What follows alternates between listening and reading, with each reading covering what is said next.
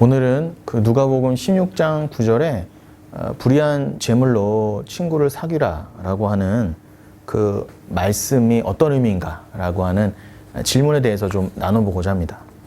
여러분, 그 누가복음 16장 1절로 13절에 나오는 예수님의 비유는요, 잘 아시는 것처럼 불의한 청지기의 비유라고도 합니다. 한 불의한 청지기를 누군가가 그 청지기의 주인에게 고발해 버렸습니다.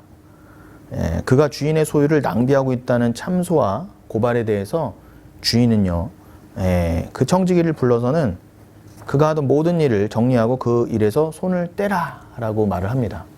그 16장 2절에 보면은 셈하라 아포디도미라고 되어 있는데요, 이거는 장부들을 정산해서 인수인계하라 라고 통보해 버린 겁니다. 그러자 당연히 그 청지기가 고민을 합니다. 이 일을 그만두게 되면 달리 할 수 있는 일이 없을 것 같았기 때문에 그는 고민 끝에 자신이 관리하던 장부를 들고 그 장부에 적혀있던 주인에게 빚진 자들을요 일일이 소환합니다. 그리고는 장부에 적힌 채무의 내용을 자기 마음대로 깎아줍니다. 그렇게 주인의 채권 권리와 자산에 대해 함부로 깎아주고는 그 일을 통해 자신의 해고당한 이후의 삶을 준비합니다. 그건 부당한 게 맞죠.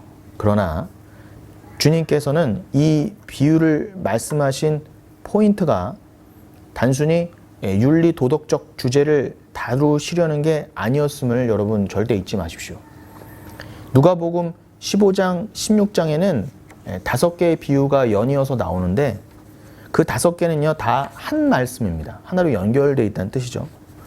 물론 성경 전체가 다 복음에 관한 말씀이긴 하지만 작은 단위로 봤을 때 이 5개의 비유는 각자 다른 주제가 아니라 다 예수 그리스도와 십자가를 설명하기 위한 것들이니 결국 하나라고 말할 수 있습니다. 더욱이 예수님은 한 자리에서 한 번에 이 비유들을 연결하여 말씀하셨습니다. 이 비유의 말씀들은 여러분 잘 아시는 거지 나사로와 부자의 이야기로 결론을 맺습니다.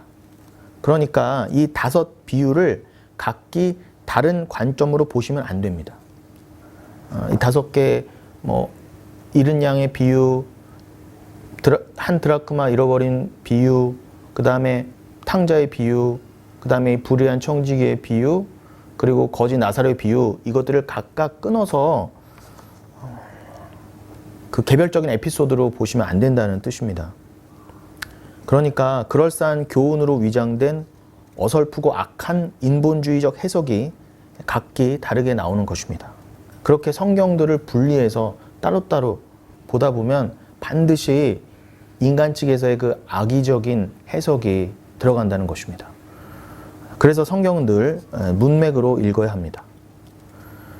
5개의 비유를 다 다루면 너무 길어지니까요, 4번째 비유에 해당되는 이 불의한 청지기 비유 앞에 3번째 비유인 돌아온 탕자의 비유에서 그 둘째 아들이 어떻게 살았습니까? 허랑방탕하여 아버지의 재산을 낭비하며 살았다고 기록되어 있습니다. 원문을 보면요, 4번째 비유의 청지기가 주인의 재산을 낭비한 것과 같은 단어, 즉 디아스코르피조로 되어 있어요. 3번째 비유의 탕자도 디아스코르피조, 그리고 4번째 비유의 청지기도 디아스코르피조. 주인의 재산을, 아버지의 재산을 마음대로 허랑방탕하며 낭비했다는 거죠. 그러니까 일부러 지금 똑같은 단어를 쓰심으로 인해서 이 2 비유가 연관되어 있다는 것을 암시하신 것입니다. 주님이 주신 인생을 허랑방탕하게 허비하며 사는 자들, 즉 하나님과 말씀 앞에서만 드러나게 되어 있는 진짜 나를 가려버리기 위해서 마치 아담과 하와가 자신들을 가리기 위해 무화과 잎을 사용했던 것처럼 이 세상의 가치로 나를 가리고 포장하고 태어나면서부터 그 가짜 나를 치장하기 위해서만 수고하고 노력하다가 결국 인생을 헛되이 허비하는 자들에게 너희가 과연 이 세상에서 의지해야 될 게 무엇인가? 과연 너희 모든 인생이 궁극적으로 진정 의지해야 될 것이 무엇인가를 말씀해 주시는 비유들이란 것입니다. 이 누가복음 15장에서 16장의 비유들이 특히 그렇다는 것입니다. 불의한 청지기는요, 그렇게 처음부터 끝까지 계속 불의합니다. 그런데 주인이 그를 지혜롭다고 칭찬하고 있다는 것에 초점을 맞춰야 됩니다. 여기서 칭찬하다라고 번역된 에파이네오란 이 헬라어 단어는요, 원래 찬양하다, 또 기리다, 칭송하다라는 뜻입니다. 이 단어는 성경에서 줄곧 주님에게 쓰이는 단어입니다. 찬송은 원래 주님만의 것 아니겠습니까? 그런데 바로 그 찬양이 불의한 청지기에게 돌려지고 있다는 거예요. 예수님이 지금 불의한 청지기에게 그 찬양을 돌리고 있다는 것입니다. 게다가 지혜라고 하는 건 성경에서 늘 예수님을 가리키는 은유적 표현으로 쓰였습니다. 예수님은 그 자체로 하나님의 뜻, 즉 성도의 구원과 하나님 나라를 위해 정하신 유일하고 놀라운 방법으로서의 지혜가 되십니다. 따라서 청지기는 단순히 주인의 재산을 낭비한 불의한 자가 아니라 그 안에 예수 그리스도라는 복음의 지혜를 담고 있는 상징적인 존재라는 것입니다. 그렇다면 도대체 불의한 청지기가 어떤 식으로 예수 그리스도라는 하나님의 지혜를 담고 있는 것인가? 그것을 알기 위해 5번째 비유, 즉 부자와 거지 나사로로 이어지는 길목의 말씀들, 즉 4번째 비유에서 5번째 비유로 넘어가는 그 길목에 있는 말씀들에 집중할 필요가 있습니다. 누가복음 16장 13절로 18절입니다. 집 하인이 두 주인을 섬길 수 없나니 혹 이를 미워하고 저를 사랑하거나 혹 이를 중히 여기고 저를 경히 여길 것임이니라.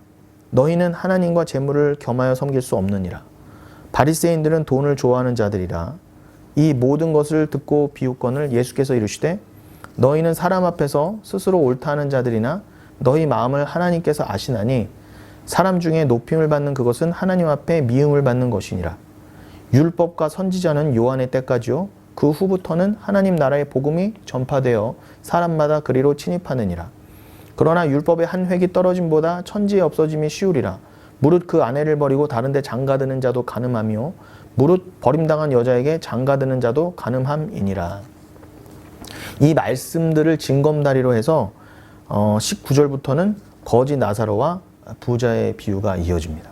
그러니까 이 대목이 말씀드린 대로 4번째와 5번째 비유 사이에 아주 중요한 그 이음매가 되는데, 여러분 이 비유들의 맨 처음인 5개의 비유들의 맨 처음 부분인 이 누가복음 15장 1절로 2절로 돌아가 보면 이 모든 비유들의 배경을 알 수 있습니다. 모든 세리와 죄인들이 말씀을 들으러 가까이 나아오니 바리새인과 서기관들이 수군거려 이르되 이 사람이 죄인을 영접하고 음식을 같이 먹는다 하더라.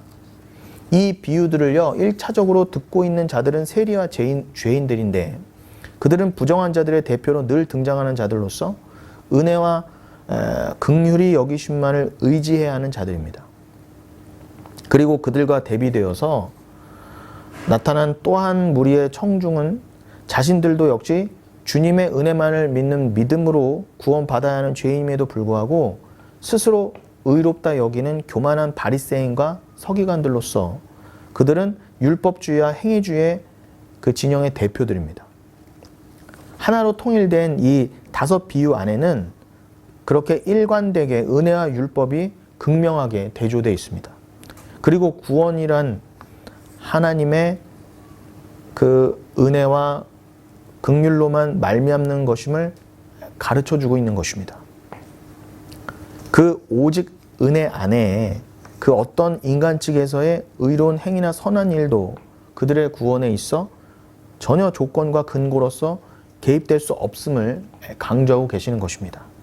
그래서 오늘 4번째 비유에서 처음부터 끝까지 계속 불의한 청지기, 즉 끝까지 죄인으로 드러나는 우리를 상징하죠. 그 불의한 청지기를 긍휼과 은혜로 즉 십자가로 용서하는 주인이 등장하는 것입니다.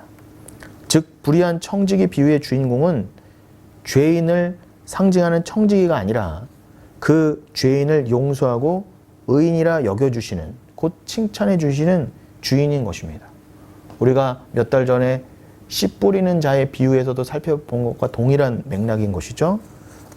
비유, 곧 말씀의 주인공은, 그 주체는 우리가 아니라 곧 주님이시라는 것입니다. 바로 그러한 이유에서 율법과 행위, 그리고 은혜와 긍휼의 극명한 대조가 이 5개로 된 한 비유의 주제이기 때문에 넷째와 5째 사이에 갑자기 율법의 이야기가 등장되는 것입니다.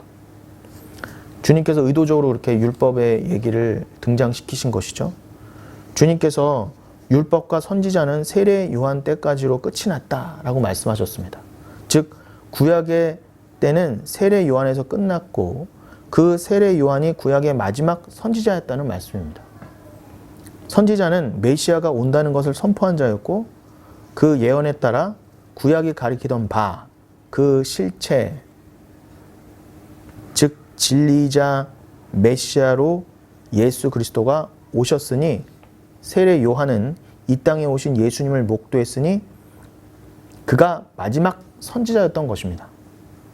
이후로는 하나님 나라의 복음이 전파되는 은혜의 시대가 본격적으로 왔다는 말씀입니다. 그런데 그 은혜로 하나님 나라 천국으로 침입하는 이들이 생겼는데 은혜로만 가능한 것이 그 침노임에도 불구하고 여전히 율법과 행위로 그 나라에 들어가려고 하는 자들이 있을 거라는 뜻입니다.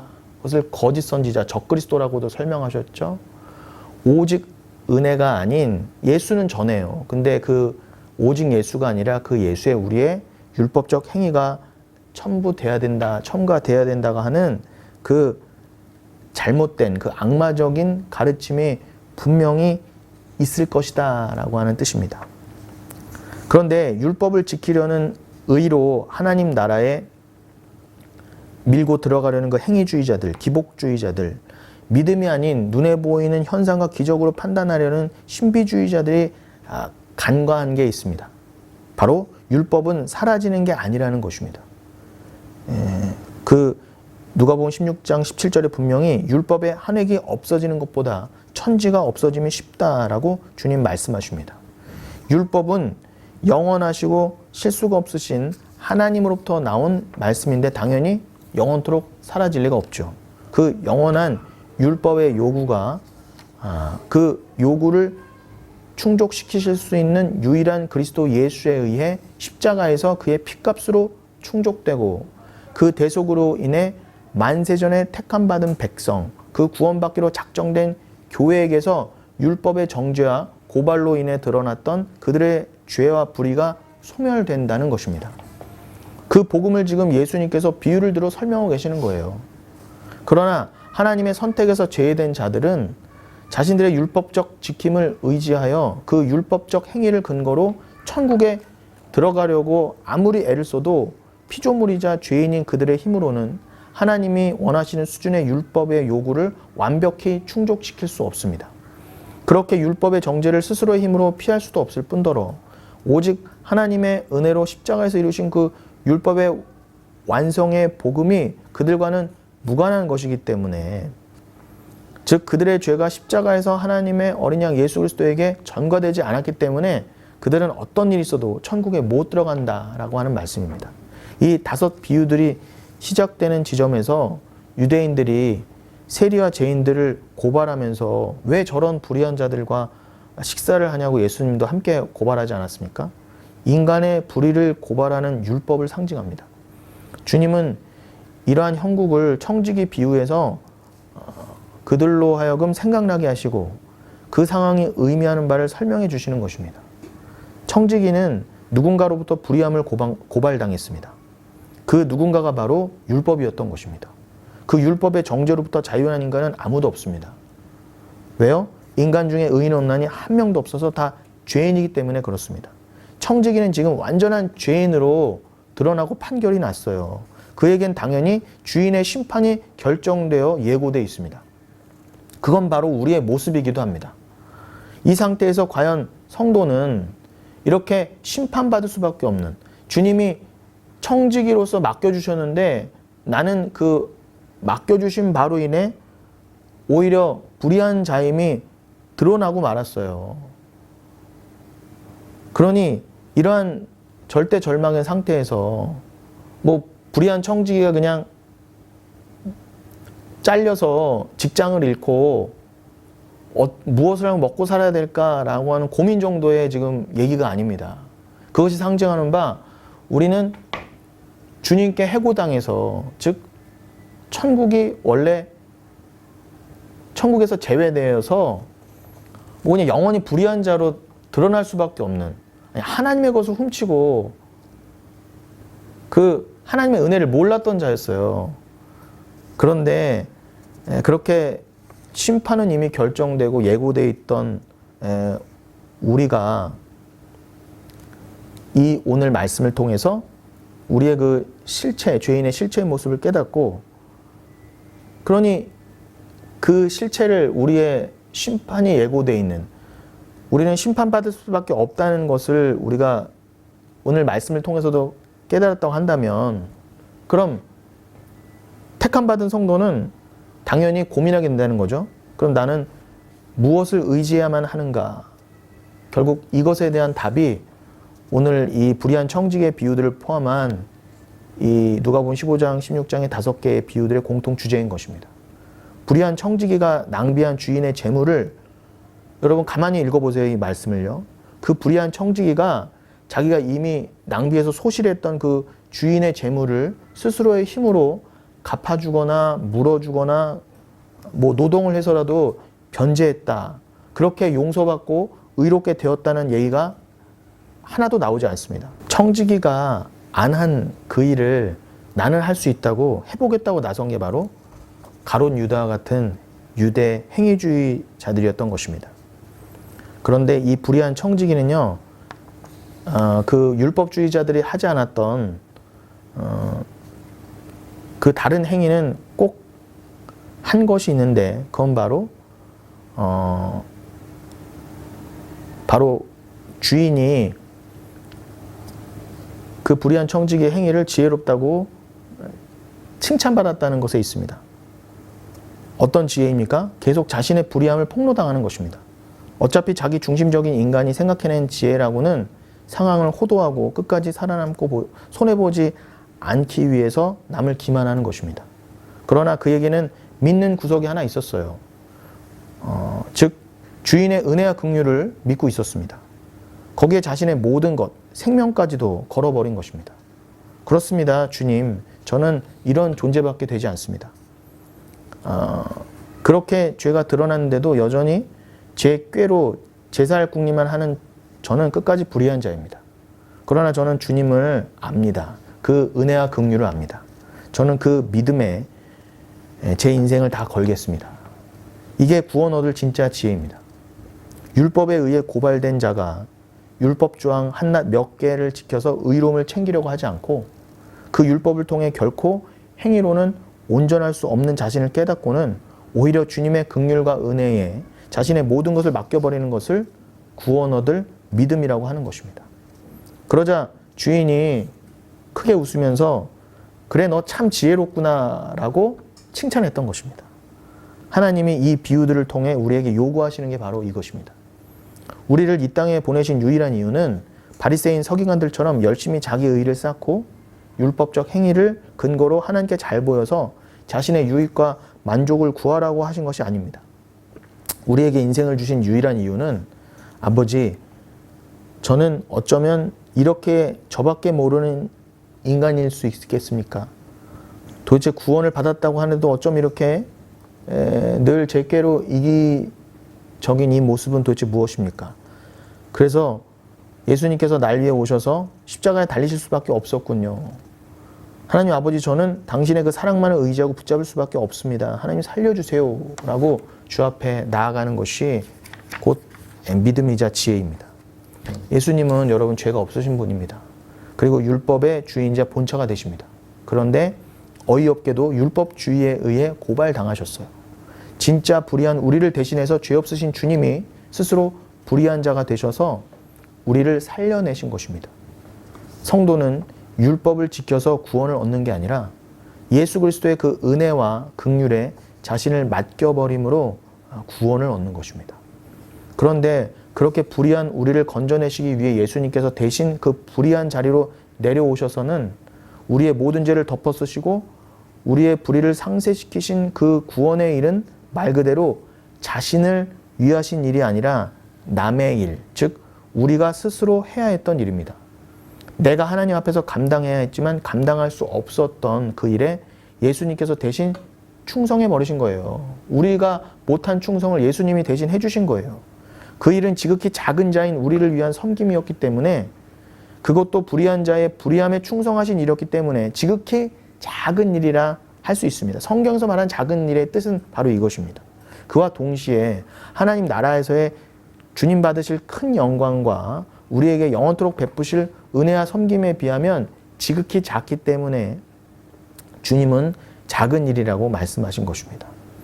누가복음 16장 10절, 지극히 작은 것에 충성된 자는 큰 것에도 충성되고 지극히 작은 것에 불의한 자는 큰 것에도 불의하니라 라고 예수님 그래서 이렇게 말씀하셨던 것입니다.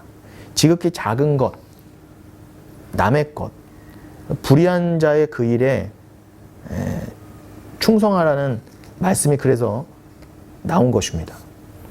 그것이 다 원래 우리가 담당했어야 할 우리의 것이었는데 예수님께서 대신 하신 일이었고, 이 작은 일을 믿는 자가 진짜 큰 일이 행해질 천국에도 합당한 자가 된다는 뜻입니다. 이 주님이 우리를 위해서 행하신 작은 일을 믿는 자가 진짜 큰 일이 행하여질 그 영원한 천국에도 합당한 자가 된다. 이것을 잊지 마십시오. 여러분, 그런데 그 불의의 자리가 죽음으로 결론이 나지 않았습니까? 예수님께서 불의의 자리인 십자가로 내려가셨더니 죽음으로 결론 났습니다. 그럼 그 불의의 자리가 뜻하는 바는 무엇입니까? 바로 자기 부인의 자리라는 것입니다. 은혜만을 구하는 자리 아니겠습니까? 그 자리는 원래 우리가 죽었어야 하는 자리인데 주님이 대신 죽으신 그 자리에서 우리의 자아를 십자가에서 예수님 자신과 함께 못 박아버리시고, 그렇게 우리는 주님의 부활과 함께 새 생명을 얻게 된 것입니다. 불의한 자가 의로운 자가 돼버린 것이죠. 그렇게 우리는 그 불의의 자리에 떨어진 예수님의 희생, 그 보혈 덕분에 예수님의 참 친구가 되었습니다. 성경에서 말하는 진짜 친구는 자신을 위해 목숨을 버려주는 친구입니다. 그 참 친구이신 예수님께서 우리에게 당신이 명하는 바를 행하면 우리도 주님의 친구라고 요한복음 15장 14절에서 말씀하십니다. 주님이 명령하시는 우리의 행할 바가 바로 오늘 누가복음 16장의 불의한 청지기가 행한 믿음의 일이고, 그것이 하나님이 우리에게 원하시는 유일한 일인 것입니다. 요한복음 6장 29절이죠. 예수께서 대답하여 이르시되 하나님께서 보내신 이를 믿는 것이 하나님의 일이니라. 그리고 이 하나님의 일로서 얻게 된 우리의 참 친구, 즉 예수를 사랑하여 사귀게 되는 것이 누가복음 16장 9절에 불의의 제물로 친구를 사귀라 라고 하는 말씀의 진짜 의미인 것입니다. 여러분, 이것을 꼭 기억하시고 이 비유의 말씀 가운데 주님의 참 은혜와 긍휼을 더 깨달아 가시는 여러분 되시기를 바라겠습니다. 감사합니다.